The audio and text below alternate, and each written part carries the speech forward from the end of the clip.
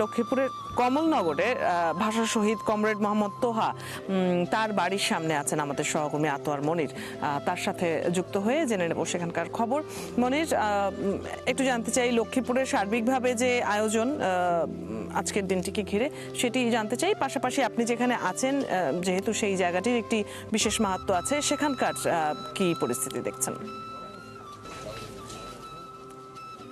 বিভিন্ন শিক্ষা প্রতিষ্ঠান থেকে তারা ভাষা শহীদদের স্মরণে তারা শহীদ মিনারে ফুল দিয়েছেন এবং সকাল ও প্রভাত ফেরিতে ফুলের সেই শহীদদের প্রতি শ্রদ্ধা জানিয়েতে শহীদ মিনারে এসে অনেকেই ফুল দিয়েছেন। অদিতি, আমি এই মুহূর্তে আছি ভাষা সৈনিক অর্থাৎ কমরেড তোহা, তার সেই সাহিত্য আছেন এই আমার পিছনে যে এই কবরস্থান। আগামীর অগ্রগতির ভিত্তি আনোয়ার ইস্পাত, স্ট্রংগেস্ট স্টিল সিন্স 1978। এই জায়গায় কমরেড মোহাম্মদ তোহার কে শায়িত করা হয়। তবে আজ সকালে প্রশাসনের পক্ষ থেকে কমরেড তোহার যে সাম্যবাদী দলের নেতাকর্মীরা পুষ্পমাল্য অর্পণ করেছেন এবং প্রশাসনের পক্ষ থেকে সেই কবরস্থানে পুষ্পমাল্য অর্পণ করেন।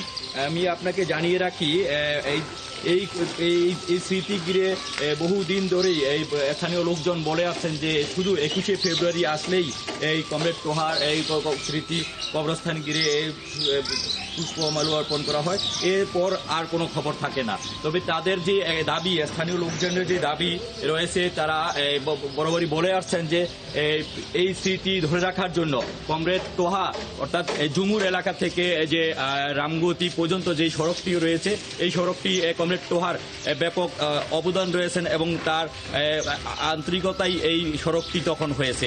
তবে এই সড়কটির নাম স্থানীয় লোকজন কমরেড তোহার নামকরণ হিসাবে করার জন্য তারা দাবি জানিয়েছেন। তবে আপনাকে জানিয়ে রাখি, লক্ষ্মীপুরের এই কমলনগর মানুষ আমরা অনেক ভাগ্যবান। এই জন্য বলে রাখি, এই ভাষাসনিক দুইজন কমরেড তোহা ও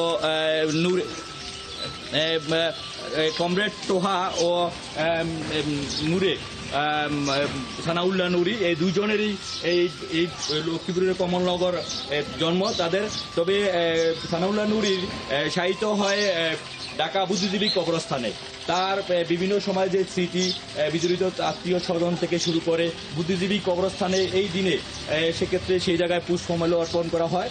আর এছাড়া তোহার এই কমলনগরে পুষ্পমাল্য অর্পণ করা হয়। সাধারণ মানুষের দাবি রয়েছে যে এই দুজন যে ভাষা সৈনিক আমাদের এই সারা বাংলাদেশের তথা এবং লক্ষ্মীপুর যে কমলনগর এই পুরো অঞ্চলের আমাদের গর্ব দাবি করেছেন। তো তারা এই জন্য প্রশাসনের পক্ষ থেকে এই ভাষা সৈনিকদের জন্য তারা স্মৃতি বিজড়িত কিছু প্রশাসনের পক্ষ থেকে যাতে করা হয়, এই জন্য তারা দাবি জানিয়েছেন। তবে বিষয়টি নিয়ে কথা বলেছি কমলনগর উপজেলা নির্বাহী কর্মকর্তা রাহাতুজ্জামান। তিনি জানিয়েছেন যে ভাষা সংগ্রামীদের স্মৃতিচিহ্ন সংরক্ষণে শীঘ্রই প্রয়োজনীয় উদ্যোগ নেওয়া হবে। ভাষা যারা জীবন এবং সংগ্রাম উৎসর্গ করেছেন তাদের স্মৃতি রক্ষা ও শুধু একদিনে আনুষ্ঠানিকতা নয়, সারা বছর যাতে এই আনুষ্ঠানিকতা এবং থাকে, এই জন্যই সাধারণ মানুষ সহ সর্বস্তরের মানুষ দাবি এমনটাই রয়েছেন। অদিতি।